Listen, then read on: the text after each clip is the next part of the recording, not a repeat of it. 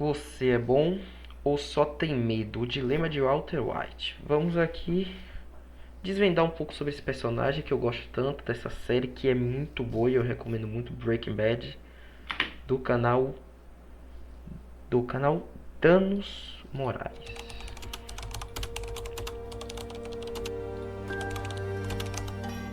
Breaking Bad tem como um dos Peraí seus que se você não é capaz de ser violento, você não é pacífico. Você só não é pacífico. Breaking Bad tem Concordo. como um dos seus principais temas a mudança. Química é o estudo da matéria. Mas eu prefiro ver como o estudo da mudança. E até por conta disso, a maior parte do público acaba se dividindo em dois grupos bem diferentes. Os que acreditam que o Walter era um cara bom, que se tornou mal por tudo que aconteceu com ele, e do outro lado quem acredita que não, que ele sempre foi. Não. Walter White não é bom de fato. Walter White só não teve as oportunidades certas. Velho, eu acho que a série deixa óbvio que ele sempre odiou o emprego dele. Ele nunca amou o fato de ser professor, de trabalhar em Lava Jato. Ele nunca gostou. E na minha opinião, até a primeira temporada mostra isso. Entende? Então, o caminho que o Walter White ele traçou porque ele quis. E porque ele não é bom. É simples. Ele próprio admite isso no final. Então, não tem dúvidas quanto a isso. Ele admite isso no final da série.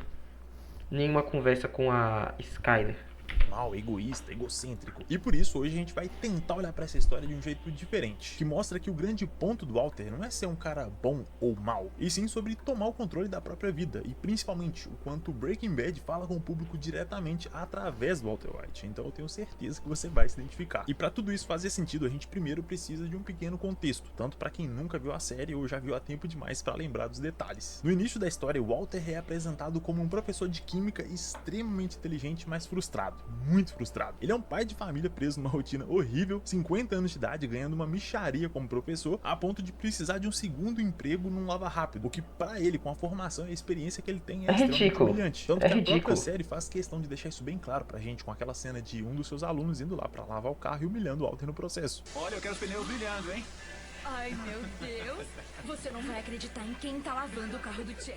Já dentro de casa as coisas conseguem ser ainda piores. O casamento dele com a Skyler parece totalmente morno, sem nenhum tipo de paixão, de sentimento. Parece mais um negócio, uma empresa que tá quase falindo, do que realmente um relacionamento que a gente olha e dá vontade de ter um parecido. E acho que um dos maiores exemplos do quão falido é esse relacionamento é o que acontece no aniversário dele, já que nesse dia que era pra ser especial, esse é o presente que o Walter recebe da própria esposa. Isso! 56! Ah! Coisa patética. Que coisa patética, velho. Ele não recebe respeito, admiração, desejo, nem da própria esposa. Tudo pra deixar bem claro pra gente o quão destruída é a vida do Walter nesse início. E esse aqui também é um ponto meio polêmico de Breaking Bad, já que a Skyler é vista por parte do público como uma megera manipuladora que tenta controlar a vida toda do Walter, e do outro lado vista como uma vítima. Isso Na minha opinião, ela não é nem vítima. Ela não é uma megera completa, mas ela também não é uma vítima. Ela não é inocente, uma vítima, não. Tem certas coisas que ela faz durante a série que é desnecessária e é coisa de filha da puta mesmo. Então, mas ao mesmo tempo, ela também não é a culpada de tudo, entende? é uma discussão muito mais complexa que ainda vai voltar nesse vídeo, mas vamos por partes. Até porque a gente ainda tem que apresentar mais um membro dessa família, o Walter Jr. Ele tem paralisia cerebral que acaba atrapalhando bastante na locomoção dele, dando Larga a mão. Por que você matou o tio Hank? ainda mais trabalho para os seus pais, ao mesmo tempo que ele idolatra o seu tio Hank, que é um agente da narcóticos. E a relação do Walter com o Hank também é importante, mas bem complicada. Isso porque o Hank representa nesse início da história Tudo um que ele não macho é. alfa, um cara espaçoso que toda hora tá fazendo uma piadinha pra zoar o Walter, o que ele provavelmente nem Tudo que o Walter não é. O Hank é tudo que o Walter não é e que queria. Tem respeito, é conhecido como um brabo, pica, o fodão. E fazia por mal, mas ainda assim causava um efeito muito ruim no Walt. E tem até uma cena que eu acho que exemplifica isso muito bem, em que o Hank vira pro Walt e fala: cara, se acontecer alguma coisa com você, pode deixar que eu vou cuidar da sua família. O que talvez, do ponto de vista dele, era uma forma de dar apoio, de falar: cara, se você precisar, eu tô aqui, se a sua família precisar, eu tô aqui. Mas tirou foi o cara pra merda. Walt, por conta do contexto, aquilo foi Tirou o cara pra merda. Afronta absurda, já que com essa simples frase, o Hank tava tirando dele totalmente a sua masculinidade, meio que jogando na cara dele que ele era alguém incapaz de prover a segurança, a estabilidade financeira e social para sua própria família, algo que todo mundo espera dele como o homem da casa, o que automaticamente faz a gente odiar a Skyler e o Hank não gostar tanto assim do Júnior, além de ficar se perguntando: pô, mas como que um cara tão inteligente como o Walt, com um nível de experiência, de conhecimento que ele tem, um químico foda desse, acabou com uma vida tão merda, tão fodida assim? Será que ele nunca teve uma oportunidade na vida? Então, pior que ele teve. Há muitos anos, o Walter fundou uma empresa com seu melhor amigo da época da faculdade, o Elliot, e foi também quando ele começou a namorar a Gretchen, que na época era sua assistente de laboratório. Eles até chegaram a ficar noivos e só não casaram porque o Walt se sentiu incomodado, menosprezado, inferiorizado pela família dela, que era muito rica. Foi exatamente nesse momento que ele também decidiu vender a sua parte da empresa pro Elliot por só $5.000. Anos mais tarde, a empresa se tornou multibilionária e a Gretchen acabou se casando com o Elliot, não sobrando nada pro Walter.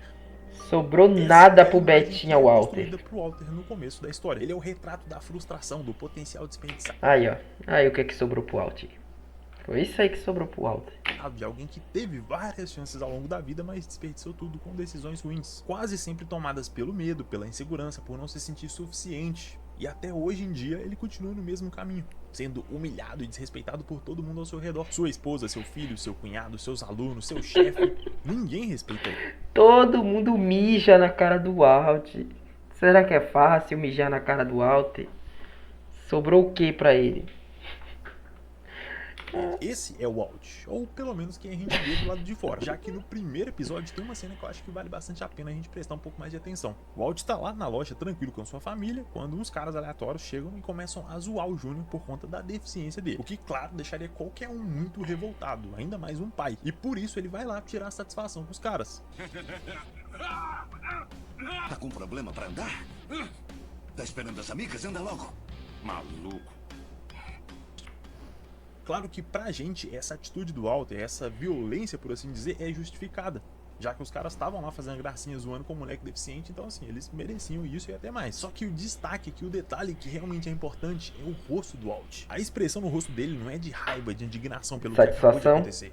É de satisfação, é de um homem que acabou de perceber algo importante sobre ele mesmo. E pra quem defende que o Walter sempre foi mal, sempre foi esse carrasco, isso aqui é um prato cheio. Porque se ele realmente era bonzinho assim, como é que ele tem uma expressão dessa? Como é que ele sente esse prazer em ser violento? Mas e aí que tá, esse prazer, essa satisfação que o Walter sente não tá na violência em si, mas sim no... O cara se sentiu o homem pela primeira vez na vida e ainda quase apanhou. Foi porque foi dentro da loja, se fosse na rua ele ia apanhar. Ai meu Deus, sobra nada pro Beta Walt. Poder, no respeito que ele adquiriu. Tanto que ele olha pra Skyler com uma cara meio que falando: você viu aí, né? Eu sou brabo, hoje eu vou.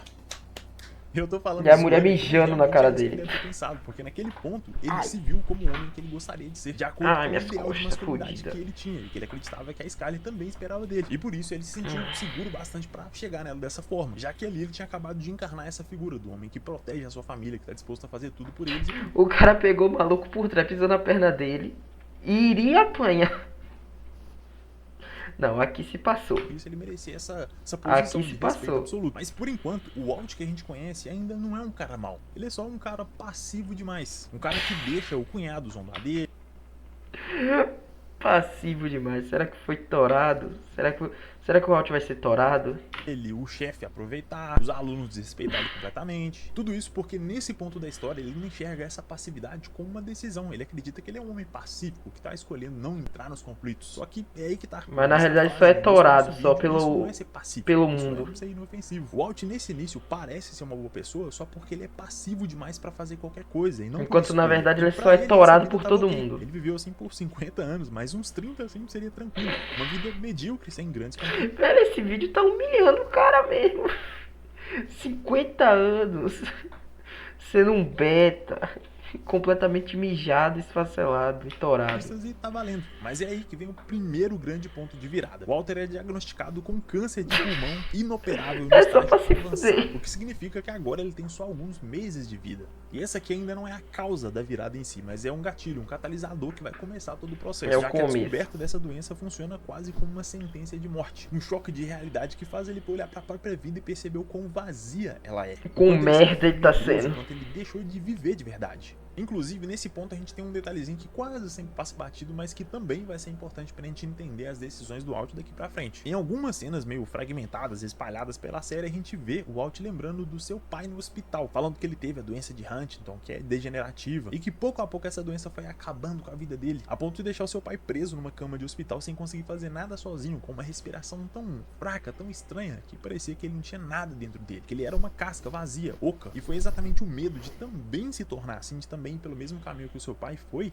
se tornar alguém insignificante e fraco, que levou o Walt a tomar uma decisão tão radical, a fazer algo que ele nunca fez durante 50 anos de vida. Só nesse momento o Walt realmente se sentiu acordado. E o mais estranho é que foi a sensação da morte chegando que fez ele se sentir livre pela primeira vez. E com essa liberdade, sem o futuro pra se preocupar, O cara precisou de um câncer pra despertar pra vida. Seu ex-aluno. A justificativa inicial, que no momento parece até ser bem sincera, é dinheiro. Ele quer garantir o futuro da sua família e até faz as contas para ver quanto seria necessário para ele poder aposentar ou partir de vez. 737 mil dólares. Para ele, esse valor seria o ideal para ele poder partir e morrer em paz, sabendo que a sua família vai ficar bem por vários e vários anos. E claro que isso é moralmente errado, vender droga, entrar num esquema de tráfico nunca vai ser certo, mas ainda assim, o público, a gente que tá assistindo, consegue se conectar, compreender as motivações dele e até passar um pouco de pano. Até porque no começo Alguns até fariam igual. Você não traz essa confiança que a gente depositou no personagem. Tanto que no primeiro confronto dele contra o Crazy Eight e o Emílio lá no trailer, em que ele tem que matar pela primeira vez, ele faz isso por não ter escolha. Ele sente remorso, ele pede desculpa, ele se importa. Então, mesmo nesse segundo passo, onde a gente sabe que ele tá fazendo uma coisa objetivamente errada, a gente ainda consegue entender o personagem. Se colocar no lugar dele e falar, pô,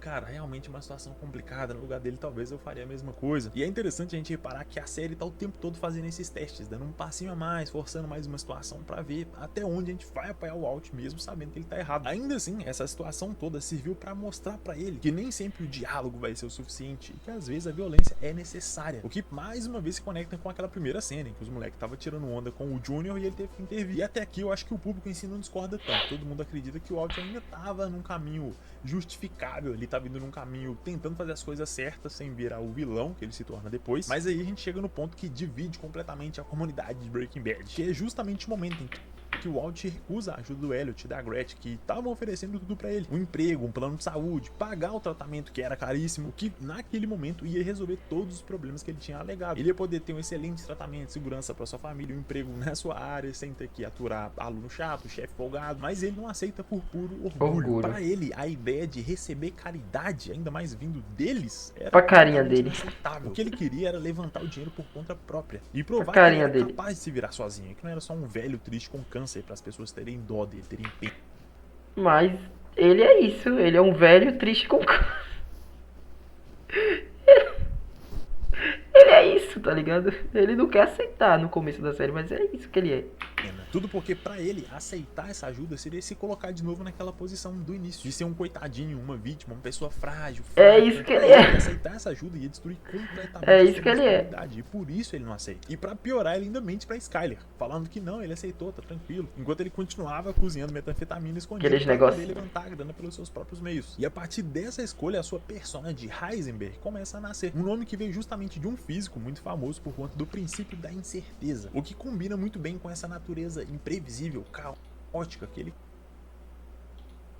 começa a mostrar a partir desse ponto. E assim que o Heisenberg passa a existir, que ele é introduzido na história, muita gente começa a procurar onde foi exatamente esse ponto de mudança, onde o Walt sumiu e apareceu um Heisenberg. Só que a verdade é que ele tava lá o tempo todo, a gente só não via. Dá até pra gente fazer um paralelo com o último vídeo sobre o Clube da Luta, em que a gente tem a divisão do id, o ego e o superego no mesmo personagem, através do narrador e do Tyler. Claro que no caso do Walt não é tão literal quanto lá, mas dá pra dizer que ele também tava deixando o seu superego, que é esse lado mais certinho, que segue as regras, tomar conta no no início, a ponto de criar essa segunda personalidade a partir do seu id, que é o lado mais instintivo, impulsivo, que busca o prazer imediato, para só no fim conseguir encontrar um equilíbrio com o seu ego, quando já era tarde demais. E isso torna o personagem ainda mais interessante, porque até pro próprio Walt, o Heisenberg é como se fosse um monstro interno, uma outra parte escondida que nem ele mesmo conhecia, com seus próprios traços de personalidade, instintos, necessidades, tudo diferente do Walt. Então quando ele colocava aquele chapéu preto, não era mais o Walter, e sim o Heisenberg. Esse era o seu ritual de transição de um para o outro, o que também pode ter funcionado para o Walt como uma forma de desassociar, como se ele estivesse dizendo, não, peraí, esse não sou eu, não é o Walt que tá fazendo essas coisas, é o Heisenberg. Tudo como uma forma de tirar a escapar culpa da responsabilidade, de não ter que encarar o seu próprio lado sombrio. E até por isso ele sustenta durante tanto tempo essa máscara de um cara bonzinho que tá fazendo o necessário para proteger a sua família, e ele só vai abrir mão disso, pelo menos parcialmente, quando a Skyler confronta ele. E é nesse momento em que ele assume realmente a identidade do Heisenberg.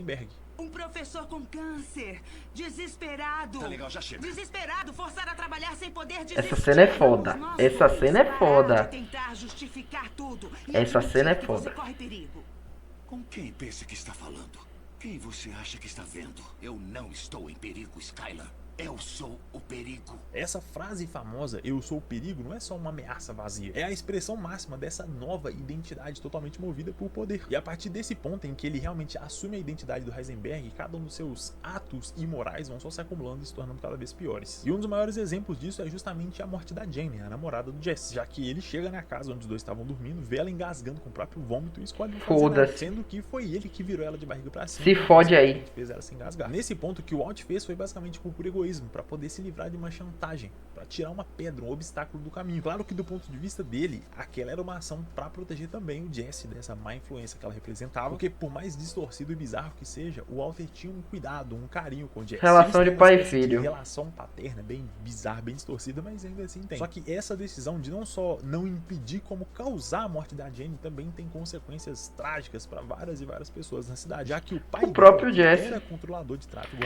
Tem a queda do avião, tem o próprio Jesse praticamente quase se entra em depressão por causa da morte dessa mina. Aéreo fica completamente destruído e acaba causando aquele acidente que mata quase 200 pessoas no processo. E tudo isso, todas essas mortes, só aconteceram por conta da ação do Walt, ou nesse caso o Heisenberg. E a série faz questão de deixar isso bem claro, iniciando o episódio com aquela cena do ursinho na piscina, ou que no começo a gente não entende, ou acha que é um trailer do 21 Pilots, pra só depois a gente ligar os pontos e perceber como é tudo um efeito dominó. Uma ação que ele tomou pra se proteger e, entre muitas aspas, proteger o Jesse, acabou resultando nisso tudo. Inclusive, a relação desses dois é muito complexa, muito interessante, porque tem momentos que fica bem claro que eles se importam de verdade um com o outro, e tem outros que tá claro também que eles estão só se usando pra alcançar um objetivo, o que é um assunto complicado demais pra gente falar aqui, senão o vídeo ia ficar gigantesco. Então se vocês quiserem um vídeo dedicado ao Jesse em algum momento, é só comentar aí embaixo que a gente faz. Jesse é um personagem interessante essa também, relação com o Jesse mostra que era pra que, morrer, em momento inclusive. algum, ele virou esse monstro absurdo que não se importa com nada e ninguém. Ele ainda era um ser humano, alguém que se importava com outras pessoas, que tinha o seu lado bom e ruim como todo mundo. E é exatamente nesse ponto que a gente conhece um dos melhores personagens da série inteira,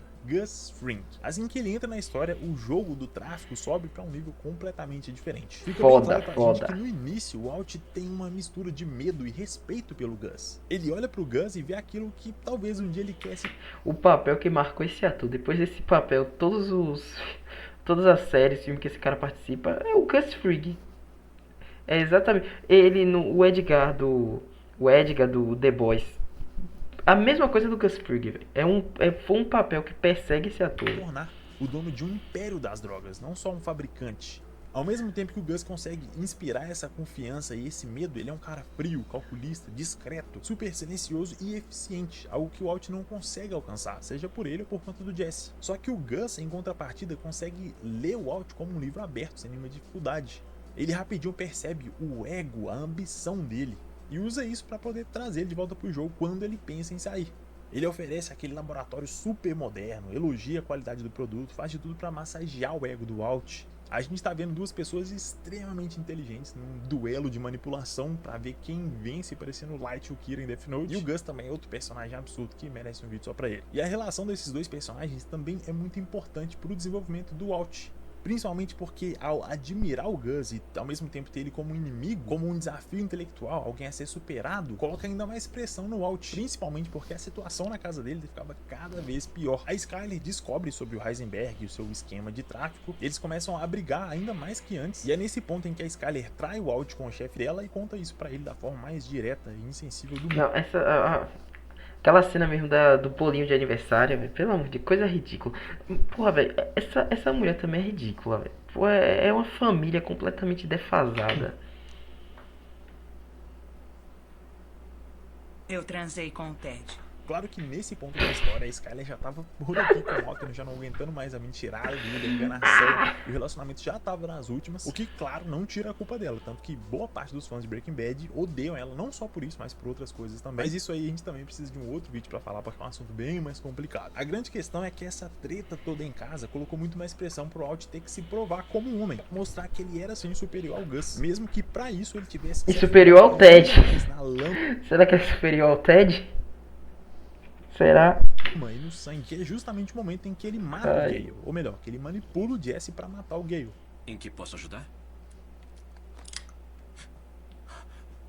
Por favor, não faça isso. Você não precisa fazer isso.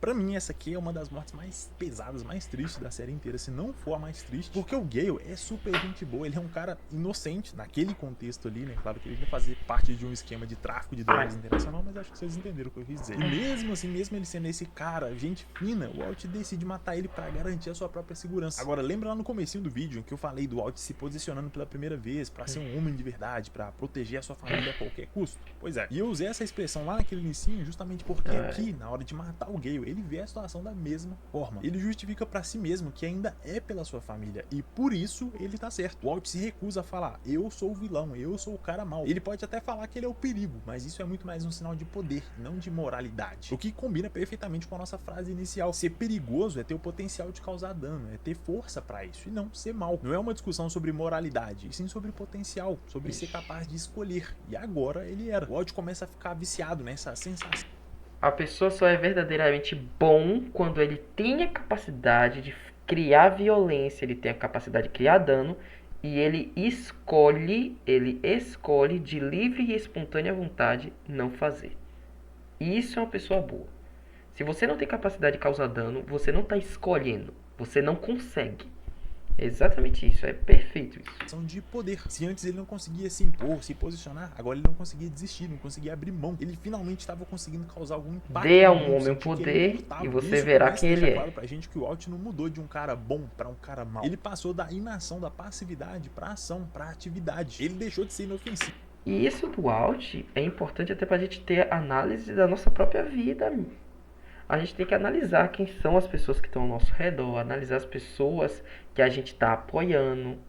Porque essas pessoas, a gente pode ver assim, ela pode se apresentar como uma pessoa boa, ela pode ter ideias boas, ela pode parecer ser uma pessoa boa. Mas isso é enquanto ela não tem poder e ela não tem capacidade de impor o verdadeiro desejo dela. Enquanto ela é só um passivo, igual o Walt. A partir do momento que essa pessoa tem poder, ainda mais se for uma pessoa frustrada, aí a gente vê o que é que vai acontecer de verdade. O que é que vai acontecer com uma pessoa desse tipo com poder?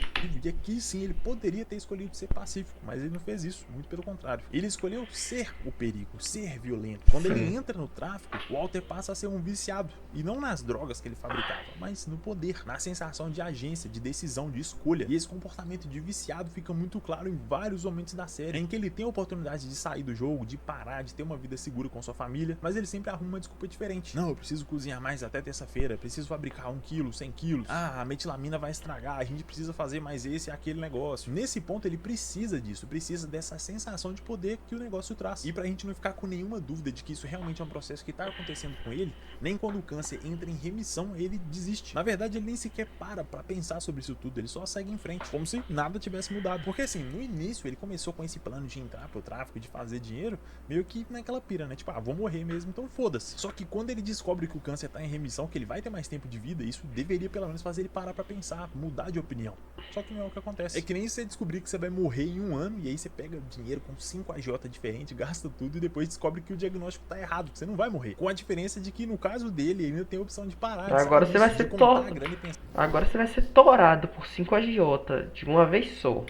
Pô, velho, acho que já tá bom, né? Já fiz um pezinho de meia aqui, minha família já tá bem, eu vou curtir ali com eles esses 2 anos que eu ganhei, boa. Mas não, ele simplesmente continua. Ele tem a necessidade desesperada de ser reconhecido, de se afirmar, de sentir poder. E isso só piora depois que ele consegue vencer o Gus no seu próprio jogo, explodindo ele no asilo de uma cena muito foda, diga-se de passagem.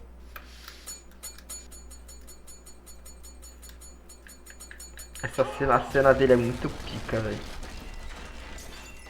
Essa cena do Gus é muito pica, velho. Muito pica. A partir daqui, o Walt não tem mais ninguém no seu nível pra competir. Ele assumiu aquele vácuo, o trono que ficou vago depois da morte do Gus. E isso fica muito bem representado pelaquela frase que ele diz pro Jesse.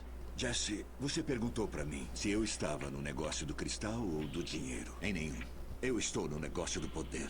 E esse é exatamente o ponto, não é mais sobre fazer dinheiro pra família, Nossa, não é nem sobre como ele é sobre foda. Poder, influência, legado, pra provar pra si mesmo. E ele Provar, realmente pro mundo é, inteiro pelo menos nessa que o Walter parte. White é superior, que ele é mais inteligente. O que por um lado funciona e por outro marca a queda moral absurda que ele vai sofrer a partir daqui. Agora o Walt presencia a morte de uma criança sem nenhum tipo de remorso ou arrependimento. Mata o Mike, alguém que ele temeu por muito e muito tempo, simplesmente por ter entrado no seu caminho. E por mais que ele pareça ter um pouquinho de culpa depois de matar o Mike, isso logo desaparece. E aí vem o plano pra matar 10 pessoas na prisão ao mesmo tempo em 2 minutos. Tudo pra deixar bem claro pra gente que o Heisenberg agora tá em outro nível. Que ele tá realmente se tornando o mestre do crime, o dono de um império. A família que antes era a sua principal motivação, agora se torna um obstáculo a ponto da Skyler se sentir uma refém dentro da própria casa. Ele já não precisa mais do chapéu ou da transição. Ele é o Heisenberg o tempo todo. Aqui ele ainda parece Heisenberg que é pode ter ele. os dois. Ele O sempre império foi e a o família, Heisenberg. que obviamente não tem como dar certo. O câncer volta com tudo. O Hank finalmente descobre a verdade. E o Walt ainda tenta de todas as formas possíveis contornar a situação, até forjando uma confissão, colocando a culpa no Hank. Tudo pra tentar equilibrar esses dois lados, esses dois mundos. O que pra ele era o seu lado perigoso e o seu lado bom, o lado familiar que dava sentido pra tudo. Só que a essa altura, do jeito que tava, era impossível. E ele só percebe e aceita isso de verdade quando o Hank é morto. O desespero do Walt implorando, oferecendo todo o dinheiro que ele tinha pra salvar o cunhado. Tudo porque ele era o último vínculo, o último laço que ele tinha com a sua família. O Walt sabia que se o Hank morresse, ele nunca mais ia ter sua vida de volta. Que a Skyler e o Jr. jamais iam perdoar ele. E por conta disso, a morte do Hank destrói ele completamente. Ele perdeu tudo. Faça logo. Diga-se de passagem, outra cena muito foda. Eu adoro essa série. Eu amo como essa série é toda fechadinha, do começo ao fim. E tem cenas picas. A maior parte do seu dinheiro Tô foi tentando roubado pela convencer gangue minha do namorada a Jack. assistir, Jesse inclusive. é levado como um prisioneiro, como um escravo pra cozinhar pra essa gangue, e ele já não tem mais nenhum vínculo com sua família. A partir desse ponto ele acaba tendo que se exilar numa cabana isolada no meio do nada, e tudo que resta pra ele é a solidão absoluta e o peso do que ele fez. E um dos melhores momentos pra gente entender realmente o peso dessa solidão do Walt é quando ele oferece milhares de dólares pro cara que levou ele até lá pra poder ficar conversando com ele por mais 1 hora. Ele tava no fundo do poço. Ele era um homem que conquistou tudo, mas no fim não tinha nada, nem ninguém. O controle que ele achava que tinha não existia mais. E se antes ele era o escravo do seu medo, da sua insegurança, agora ele havia se tornado um escravo da sua própria ambição, da arrogância que tirou tudo dele. A gente ainda vê o seu retorno, tentando resolver tudo, consertar o que tinha sobrado da sua vida, mas ainda assim o final da série não é uma redenção pro Walt, é só um fechamento, para deixar bem claro pra gente a mensagem que foi passada em cada episódio. Quando ele vê o Elliot e a Gretchen na TV diminuindo a contribuição dele pra afundar a empresa, ele fica completamente fora de si, e por isso ele vai atrás dos dois, ameaça eles pra garantir que o seu dinheiro vai chegar na sua família, usando eles como intermediários, e começa a acabar com as pontas soltas, envenenando a Lydia, que foi sua parceira de negócio por um tempo, e no confronto final ele bola aquele plano super complexo pra libertar o Jesse. Ele começa indo atrás de vingança contra o Jack pela morte do Hank e pela tortura do Jesse.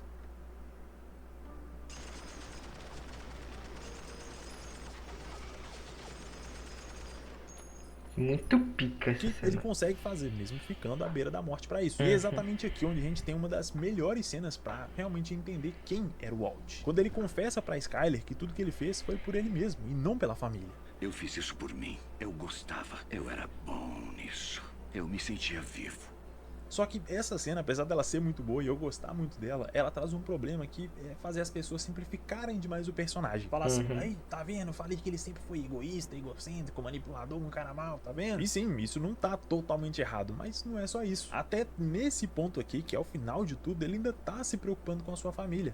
Ele ainda quer que eles tenham uma vida decente. Tanto que ele dá Mas as ele é um instruções filho da puta. exatas do que a Skyler tinha que fazer e como fazer pra ela sair como vítima. E só ele levar a culpa. E no fim, ele ainda morre sozinho no laboratório. Justamente o lugar onde ele teve a sua ascensão era onde ele também ia ter a sua queda. Só que ao contrário do que a gente esperaria, a expressão no rosto do Alt não é de arrependimento, de tristeza. Aceitação. De aceitação. De alguém que cumpriu o seu objetivo. De alguém que alcançou exatamente o que queria.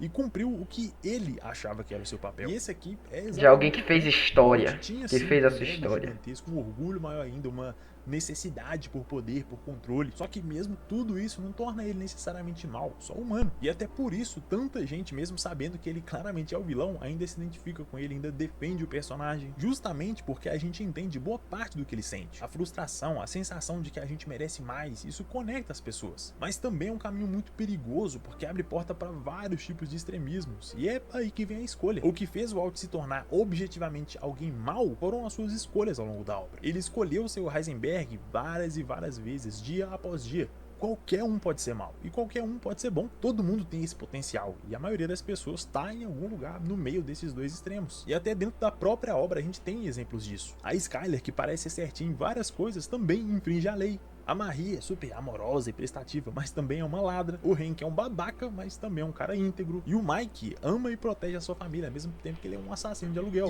E esse é exatamente o ponto da história. Qualquer um pode ser tão mal ou tão bom quanto quiser. A diferença Tudo é que, às cinza, não é vezes, as preto pessoas no não têm branco. poder ou autoestima o suficiente para mostrar isso, que era o caso do Alt no começo. Ele era inofensivo. Mas a partir do momento que ele se deu poder, ele teve opções, a possibilidade de escolher o seu caminho, ele escolheu se tornar um criminoso, um vilão, o dono de um império das drogas, o próprio perigo. E é justamente por isso que eu não concordo com essas duas posições extremas de falar que não, o Alt sempre foi mal e ponto final, ou que ele é uma vítima que sofreu e por Não, isso vítima- ele fez, que ele não tem culpa. Pra mim, Breaking Bad não é sobre você ser uma pessoa boa ou ruim, e Vítima isso não. vai determinar Tudo o que você aconteceu com faz. ele foi escolha Mas sim, dele. o contrário, o que Desde você faz, as suas ser o escolhas, Heisenberg é até o que determina fracasso que tipo de profissional. pessoa que você é, se você é bom ou ruim. Mas é claro, como eu sempre digo, isso aqui é a minha opinião, a minha forma de ver. Você pode discordar à vontade, pode comentar aí embaixo se você enxerga de uma forma diferente e bora trocar uma ideia. No mais, muito obrigado pela sua atenção e te vejo no próximo vídeo. Valeu!